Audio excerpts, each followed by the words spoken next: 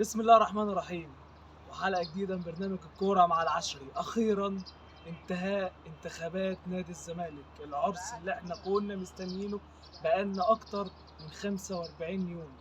كل جمهور نادي الزمالك أعضاء أو غير أعضاء كانوا مستنيين اللحظة اللي يبقى فيها مجلس كامل، قائمة كاملة هتدير نادي الزمالك لمدة 4 سنين.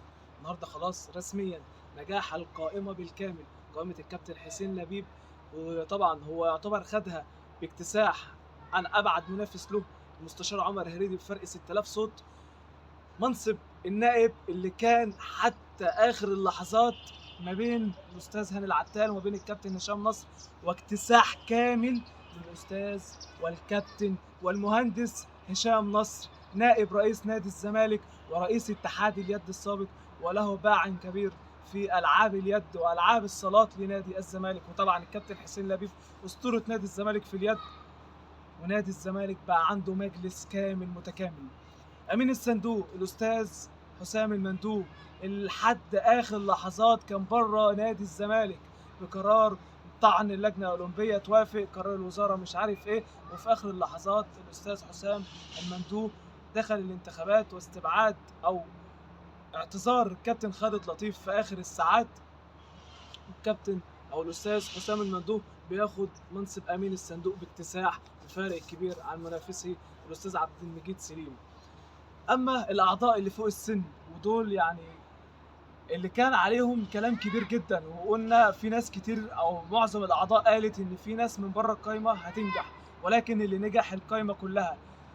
فطبعا الكابتن احمد سليمان اللي نجح ويعني بشكل كبير، وطبعا محمد طارق اللي كان السنه اللي فاتت تحت السن السنه دي فوق السن ودخلها وكسب اكتر من 10000 صوت. احمد مع الناس اللي ما تعرفش، محمد طارق ده كان لاعب نادي الزمالك سابقا، كان لاعب في الناشئين وتصعد مره للفريق الاول، ولكن ما حالفوش الحظ انه يلعب في نادي الزمالك كفريق اول مع اللعيبه الكبار. الكابتن حسين السيد حارس نادي الزمالك السابق طبعا نجاحه، والاستاذ احمد سليمان والاستاذ عمر ادهم والاستاذ هاني شكري والاستاذ هاني بيرسي. بالظبط كده. طبعا الاستاذ هاني شكري معروف رجل الاعلانات الكبير في مصر، والاستاذ هاني بيرسي رئيس شركه مولتو اللي معروفه شركه ايديتا، يعني هياكل النادي كله وهياكل الزمالك كله مولتو ببلاش.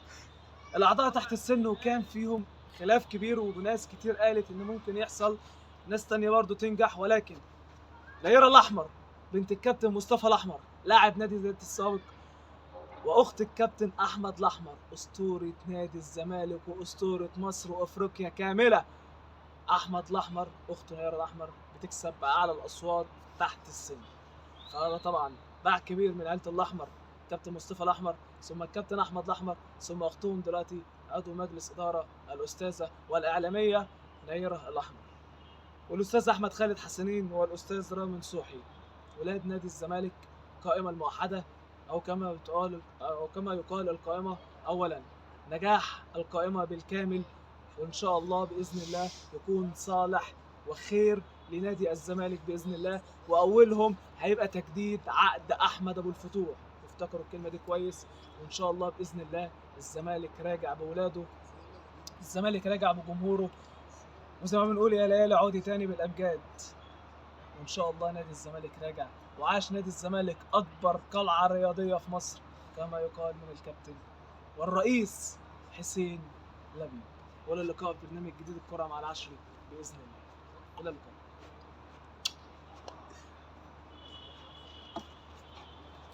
يا